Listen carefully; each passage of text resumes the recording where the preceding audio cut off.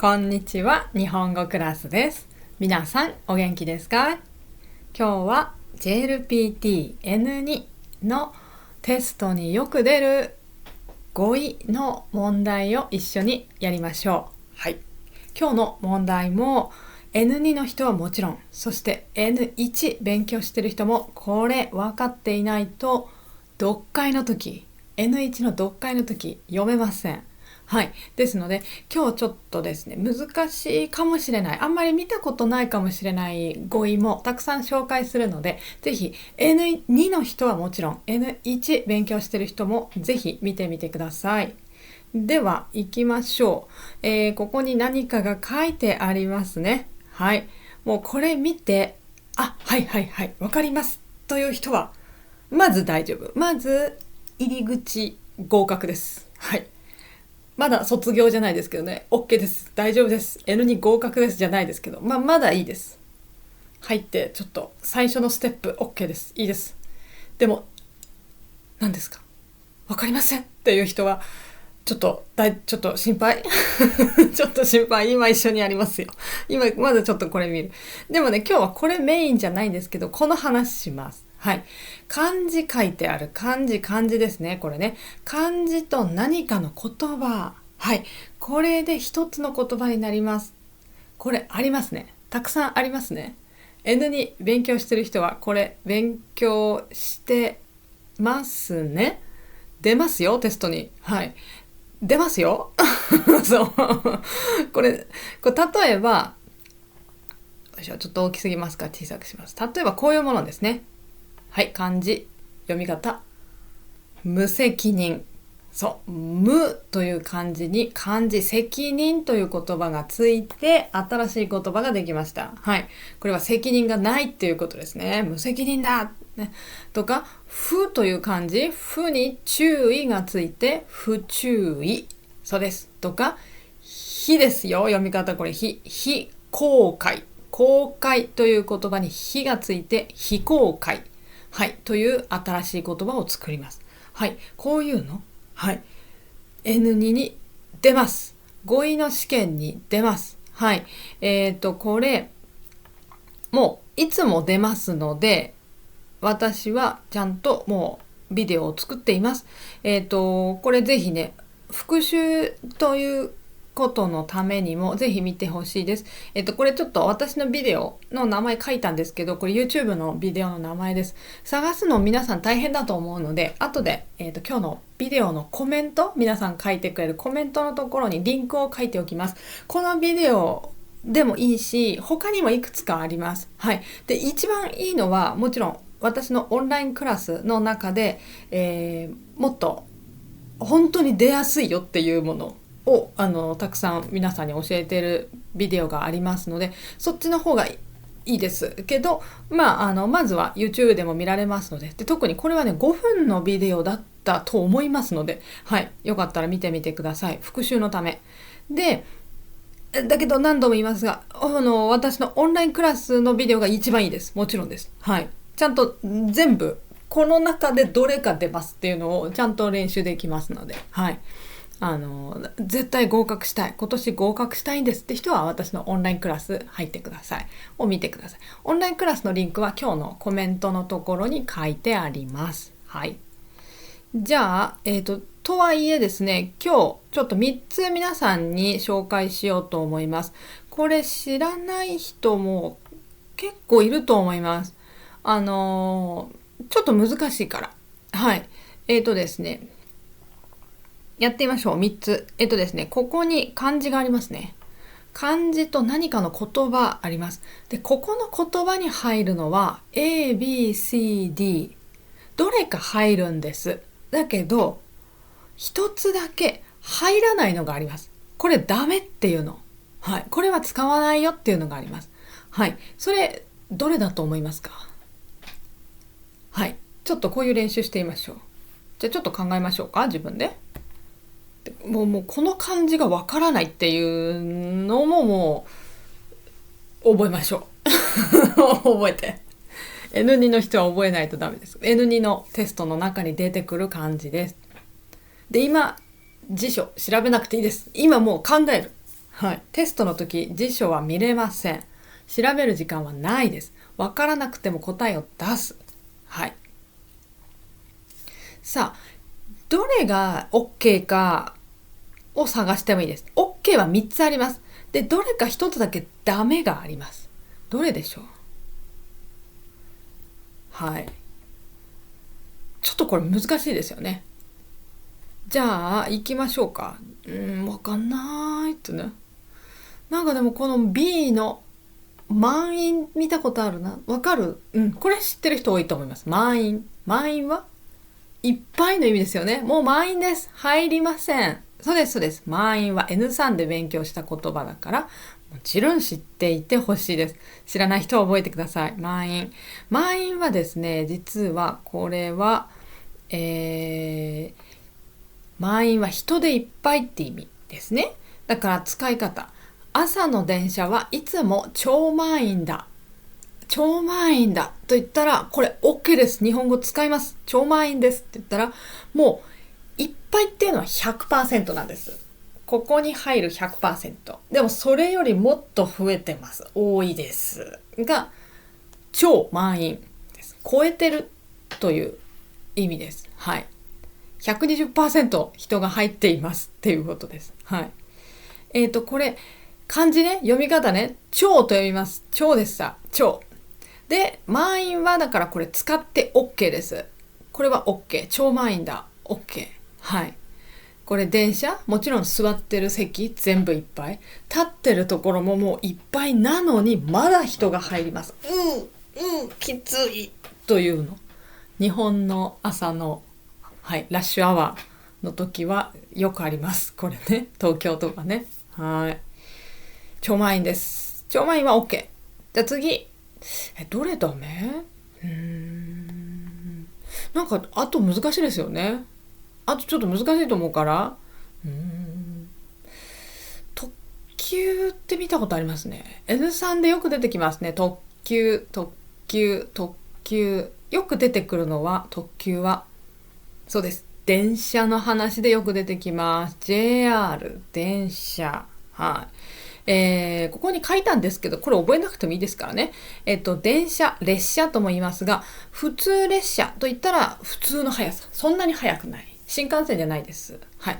でも、これよりちょっと速いのがこっち。快速。もっと速い。急行。もっと速い。特急。これです。で、これよりもっと速いのが超特急というそうです。はい。この時超つけます。すっごい速いってことですね。はい。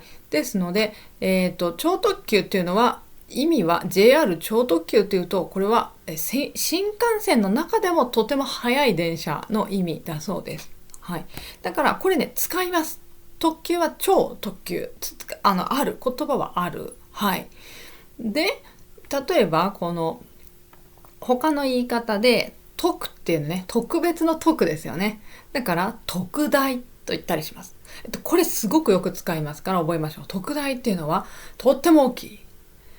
S、M、L、T シャツとかですね。S、M、L、LL、XL、LL で、2個 L で、XL って3つ L だったかな。例えば LL で、もう1個 LLL で、もっともっと大きいのが LLLLL とかね、例えばですけど、とても大きい。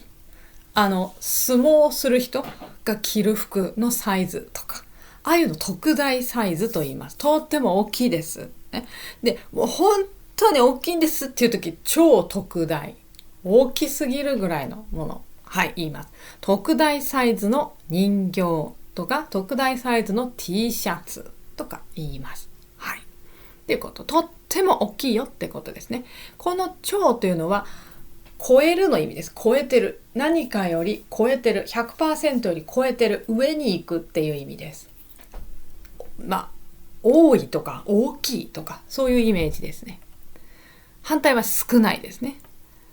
だからこれはね、特急は OK なんですね。特急は使う。なんだろうな。労働ですよね。労働見たことありますね、漢字ね。で、これも見たことありますね。一流。なんか一流も聞いたことあるんだけどな。だろうな。一流って実は N2 の大切な語彙なんですね。N2 結構好きです。この語彙ね。一流。一流っていうのはですね、よく使うのは、ホテルのことです。一流ホテル。素晴らしいっていうことです。はい。トップクラス。一番いいの意味です。一流というの。このホテルは部屋もサービスも一流だ。素晴らしいっていう意味です。はい。なんかね、一の流れって書いて何ですかって思いますけど、一番いいってこと。で、他の言い方もよく日本人使います。だからテストに出ます。はい。一流のレストラン、一流のブランド、一流メーカー、一流の企業、一流カメラマン。はい。企業は会社のことですね。とても有名な、大きなという意味です。一流ブランドとかも言いますね。皆さんが知ってるのだと、ルイ・ヴィトンとか、シャネルとか、そういうものですね。高いってこと。はい。で、一流は一番いいんですけど、一流よりもっと上のレベル、ハイレベルの超一流と言ったりします。VIP のお客様だけです。とかね。超一流。最も素晴らしい。素晴らしいってことです。最も大事です。一番って意味ですね。で、これのちょっと面白いです。これはね。一流が一番上で、その下が2番目がまあまあいいですというのが二流。で、それより下は三流。もう三流と言ったら良くないです。全然良くないです。はい。という意味です。一流、二流、三流だねってね。このレストラン、なんか高いのに美味しくないね、あんまり。なんか一流だと思ってきたのに味は二流だねとか三流だねとか言ったりします。そういうことです。はい。面白いですね。流って言うんですね。はい。じゃあ、これは使うから、一流覚えてくださいね。これ N2 の語彙大事です。じゃあ、使わないのは A ですか？そうなんです。労働はね、使わないんですね。労働は使わない。労働は意味は働くって意味ですよね。働く。働きますの漢字あります。労働 N3 です。はい。労働ちょっと確認する。労働は働くこと。で、超労働、超労働と言わないんですね。たくさん働くことですか？残業をいっぱいすることですか？と思いますが、違う。ない。この言葉、ない。はい。ですので、ないので気をつけてください。これですね。書きました。長い時間働くことを、これは超労働じゃなくて、長時間労働と言います。はい。長時間労働。長い時間です。はい。1日6時間、7時間じゃなくて、10時間、11時間働きますとか、それ、長時間労働と言います。で、あとね、これも大事です。すごく大事。重いものを運んだりする仕事のことを重労働と言います。重労働。重い仕事。例えば、外の道路、道を作るとか、それも大変なことですよね。いろんなものを持って行ったりとかする。そういう大変な仕事。主に体を使って仕事をする大変な仕事を重労働と言います。はい。オフィス、会社の中でパソコンでジョロロとやってるのは、体は使ってない。頭いっぱい使ってるんですけど、体は使ってないので、それは重労働とは言わないです。外で重いもの持って、作ったり、カーン、カーン、カーンとか、トントントントンとかやったりする。例えば、そういうの。はい。でも、重いものですね、一番はね。重いものを引っ越しとか、引っ越しの仕事とか、お客様の荷物持っていきますとか、そういうのは重労働です。はい。で、この重労働というこの言葉はすごく出ます。N2 に出るので、よかったら覚えるといいですよ。はい。では、次。じゃあこれ1番でしたね、今ね。答えは A がダメですね。他は全部使えます。じゃあ次行きましょう。2番やってみようと。はい。これもですね、面白い。はい。で、これ自分で勉強してると、ちょっと、あんまり気にしないで、注意しないで、と思って次に行ってしまう人多いんですけど、結構これ大事なので、今日ピックアップしました。今日一緒にしようと思います。これも一つだけダメなのがあります。はい。この漢字は簡単ですね。名前の名ですね。はい。これね、この時は漢字とか言葉と一緒につくときは、これ、メイと読みます。メイ。メイ。はい。どうでしょうか。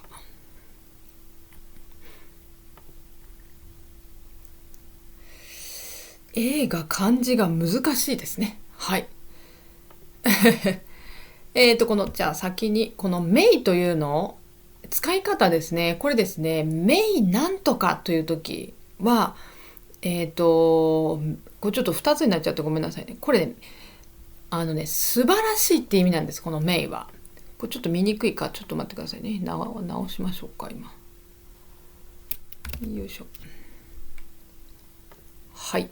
メイはですね、メイなんとかと言ったら、この人、大体なんとかは人の名前とかです。この人は素晴らしいって意味です。この名前の人は素晴らしい、いいっていう意味です。名前じゃなくて物だったら、これは素晴らしい、いいっていう意味です。はい。そしたらもうわかる。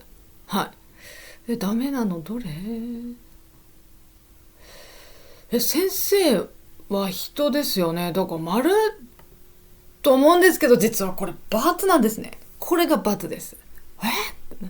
先生はダメ。はい。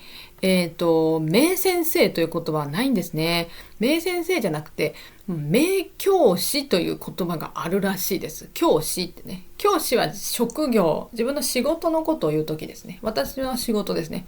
私は日本語教師です。日本語の先生です。は自分で言わない。人が言う。先生先生って私のことを呼ぶけど、自分で私のことを先生ですとは言うのは、実は間違えた日本語です。はい。私の仕事は教師です。です。はい。で、こういう名教師っていう言葉あるらしいんですけど、あんまり使わない。で、名先生っていうのはないです。はい。素晴らしい先生っていう言葉ないです。言わない。だからこれ答えはね、B がダメ。で、他は丸です。皆さん、A が何ですかと思ってますね。これですね、覚えましょうね。N2 の漢字。監督です。監督。監督、監督。聞いたことありますか？覚えて、監督。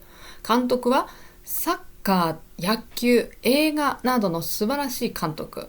サッカー、野球とかのコーチのことです。はい、次。君、やって。君の順番。はい、どうぞ行ってきて。とか。あとは映画を作る。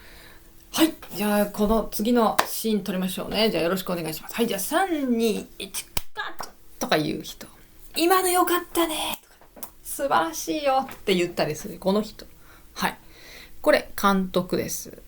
ここにもヘッドコーチとかマネージャーって書きました。これでよく使います。名監督っていう言い方でよく使います。で、実はですね、まだあります。メモを書きましたよ。よいしょ、ちょっと待ってくださいね。見にくいですね。はい。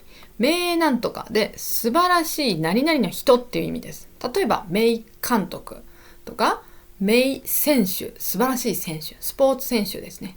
名女優、これは、アクトレスです。ドラマとか映画に出てる女の人のことを言います。最近は俳優という言い方しますね。俳優。はい。そして、名先生は言わない。で、名教師もあるけどあまり使わない。だからちょっとこの辺は先生では使わないと覚えた方がいいです。で、あとですね、こっちもテストに出やすいから覚えるといいです。名人という言い方があります。はい。漢字一つですけどね。名人。これも素晴らしい人っていう意味です。例えば、釣りの名人と言ったら、魚を、魚取れました。これですね。魚を取る人。魚取るのが上手な人のことを釣りの名人と言います。はい。あとはですね、名手と言って手ですね。名手。手が素晴らしいってこと。例えば何の手と言ったら、バイオリンの名手。バイオリン、うまいです。すごいです。素晴らしすぎます。はい。もう手がすごい手それ。はい。なので、名手とかカメラの名手とも言います。カメラを撮るのがうまい。カシャカシャカシャカシャカシャカシャ。すごいこの写真。なんでこんな写真撮れるんですか？例えば。はい。ですのでこうやって使う。名はね、結構使いますね。日本人がよく使うので、よく使うものはテストに出やすいです。はい。覚えましょうね。こういうのとかね。名選手、名監督ですね。じゃあこれは OK だった。じゃああとの2つもちょっとちょっと初めて聞きましたという人いるかもしれない。覚えましょう。これゼリフって書いてあるんですけど、これね、セリフのことです。名がついたときは点々がつきます。名ゼリフと言います。名ゼリフ。セリフというのは何ですか？これはドラマとか漫画とか映画で出てくる人が話してる言葉、この言葉です。何々何々って言って、漫画はわかりやすいですね。漫画はこうノロノロノロってこう言葉書いてありますね。話してる言葉のことセリフと言います。話してる言葉。はい。で、有名なね、言葉とかあるでしょ。はい。まあ何ですかね。ドラゴンボールだとカメハメハかな、カメハメハかな、それか、まあいろいろありますけどね。ドラえもんとかだと何でしょうね。ドラえもんの名台詞って何かわかんないですね。ドラえもんがよく言う素晴らしい言い方っていうものですね。有名な言い方とかそういうのです。そういうもの。はい。次いきます。で、最後 D もこれ使います。シーンは英語のシーンのことです。場面とも言います。これ、映画の名場面でもいいし、ドラマの名場面でもいいですよ。有名なところ。ここ知ってる。例えばタイタニック。映画タイタニックありますね。レオナルド・ディカプリオ出てる。タイタニック。はーし私が、女の人がこうやってやってて、レオナルド・ディカプリオがこう支えてる。あれ、有名なシーンです。はい。あれ、名シーンです。あれ見たら、あの映画ですねってわかる。それ。はい。とか、他は名演奏とも言います。演奏だから楽器ですね。この演奏素晴らしい。素晴らしいっていう。名演奏でしたっていう時、言います。はい。面白いですよね。で、今だけでもいっぱい出てきたんですけど、こういうふうに名っていう名前の名なんですけど、よく素晴らしいという意味で使いますので、ぜひぜひ覚えてほしいです。はい。じゃあ次、3つ目いきましょう。最後です。これ漢字簡単なんだけど、ちょっと、あれ見たことと問題わかんない。どれかなってちょっと考えちゃうかもしれませんね。はい。これ元気の元ですね。そうですね。元気の元。元気の元と何々です。何ってね。はい。これも一つだけ×です。はい。うん。じゃあ皆さんそろそろ疲れたと思いますから一緒に行きましょうか。もう全部漢字だし、やだね。皆さんが知ってる漢字はこれですね。C は皆さん知ってる。病院。そうです。病院。皆さん元気ですか？大丈夫ですか？病院行かないでくださいね。病院はですね、これはね、実はこれ丸なんです。ごめんなさい。読み方言わなかった。元じゃなくてこれですね。読み方、元じゃなくて元と読みます。はい。元って読みます。意味はですね、前のって意味。前。使い方はこの現人とか現場所の意味で、前の何々、前の人、前の場所っていう意味です。だから病院もこれ OK。前は病院でした。これ、例えばこれです。このホテルは元病院だったそうだ。怖い。私書きましたけど怖いですね。これホテルなんですけど、実はこのホテルのこの建物は、このビルは前は病院として使っていたそうですってね。ちょっと怖くないですか？誰かが死んだ、誰かが亡くなっているかもしれない。ちょっと嫌ですね。そういうホテルね。あんまり泊まりたくないですけどね。はい。そういうこと。元病院。前は病院だった。今はホテル。そういうこと。で、この問題ですね、実は大切なので、皆さんぜひ覚えてほしい。ちょっと、なんだろう。なんか制度ってこれわかるってね。素晴らしい。いいですよ。制度。分かった人いいですよ。でも制度 N3 漢字なんですね。実はこれ、制度はダメ。はい。おうってね。そうなんです。制度ね。制度ってこれ意味はシステムのことですよね。システム。はい。こういうシステムです。これ、ちょっと難しいですけど、システムの時は前のシステムはこれでした。前はこのシステム使ってましたとか、システムとかあとルールっていう意味もあります。決まりとか。その前の制度はっていう時はじゃあ何というのかというと、こういうんですね。これ覚えてほしい。旧制度って言います。旧制度。旧っていう漢字を書きます。古いって意味です。古いという意味です。旧制度って言います。はい。これね、大事ですよ。旧っていう、これもね。はい。旧なんとかって言葉もありますから、よかったら覚えるといいですよ。じゃあ、そっか。D がダメなんだ。じゃあ、あとはいいんですね。そうなんです。あとはいいんですよ。例えば、これ、漢字わかりますね。これよく N3 で出てきますよね。首相っていう言葉。首相は英語だとプライムミニスターのことです。プライムミニスター。日本にいますね。首相。で、これですね、面白いんですけど、今の首相、今のプライムミニスターの前の人のことを元首相とも言うし、前首相とも言うんですね。前っていう漢字書いて前って読むんですね。どっちでもいいんですか？どっち使ってもいいんですかって思いますよね。意味違う。意味違う。はい。これですね、ちょっとここを見てください。これですね、元ですね。今日の元っていう、はい、漢字だった場合、これ、現首相じゃなくて、ここに書いたんですけど、元って読むんですね、この時はね。何ですかってね。元なんですねってね。元首相。元首相って言ったら、前に首相だった人。はい。今やってる人の一個前じゃなくて、どこでもいいです。昔いつかやってた人が元首相です。で、前って言ったら、今の首相の一個前にやってた人が前首相です。一個前の人が前首相。そう。だから、そうですね。まあ、名前言わないですけど、今の人の一個前の人が前首相で、いつか10年前にやっていた10年前の首相だったら、その人は元首相です。はい。そういうこと。例えば、安倍首相。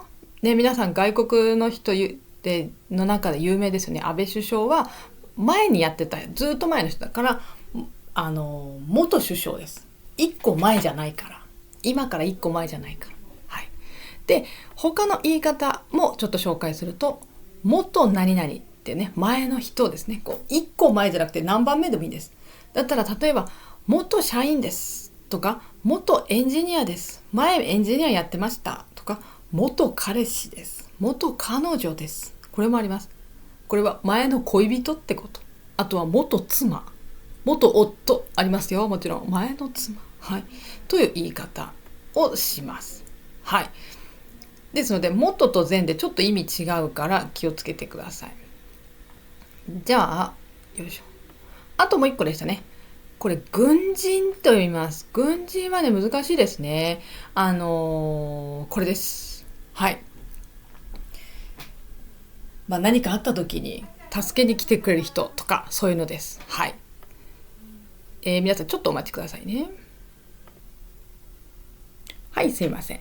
ですので、まあ、軍人はちょっと難しい語彙なんですけどね、知ってるといいですね。ということで、答えはですね、この制度だけ違うっていうことでした。はい。このね、元っていうのは結構、よく出てくるんですね、JLPT に。ですので、覚えるといいですよ。では、このように今日3つ紹介したんですけど、残念なんですが、まだまだあるんですね。まだまだ、もう信じられないほどいっぱいあるじゃないんですけど、まだ N2 のためには、覚えないと、覚える必要があるものがあります。はい。ですので、今日みたいにね、この非とか、非公開やりましたね。重労働言いましたね、私最初ね。こういう言葉、さっきの元首相とかもですよ。こういうのいっぱいあるんです、まだ。で、こういう言葉で覚えてくださいというので74個も私ちゃんと紹介したビデオがあります。これ私のオンライン授業の中だったら見られますので、本当にテスト合格したいという人はぜひぜひ見てみてください。はい。これやれば出ますので、そう。やればポイント取れるからやった方がいいですよ。はい。で、あとは他にもこういうのがあって、何かの言葉と一緒になる。くっついて一つの言葉になるというのがまだあるんですね。ここの何々上がるって書いてあるんですけど、書き上がる、焼き上がるとか、追いなんとか、追い越す、追いつくとか、これなんかよくわかんないですよね。難しいですよね。でもね、これ N2 大好きなんです。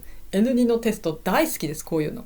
ですので出ます。はい。出ますので29個私紹介したビデオが私のオンラインクラスで見られます。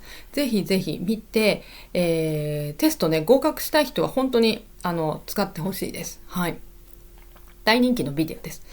私のオンラインレッスンのリンクはここに書きましたが、今日の皆さんのコメントのところにも書いてありますので、コメントね、そこ見てみてください。コメントにリンク書いてあります。このリンクですね。そこからこのビデオについて申し込みとか、どういうビデオって説明とか見られますので、はい。で、あとは読解勉強してる人も私のオンラインレッスンに、読解の申し込みのところあります。N1、N2 のビデオあります。大人気です。こちらもね。皆さん見て、たくさんの人テストに毎年毎回合格してますので、ぜひ試験合格したい人見てください。はい。では私のオンラインレッスン、今日のリンクのところ、コメントのところ見てください。あとは私のビジネス日本語のズームレッスンとプライベートレッスンもありますので、オンラインレッスンリンク見てください。で、私の Twitter もこちらです。はい。これも今日の何ですか、コメントのところに書いてあります。はい。では、ぜひ皆さん、本当テスト合格したい人ね、ぜひ私のオンラインレッスン使ってください。お待ちしてます。ではまた勉強しましょう。ありがとうございました。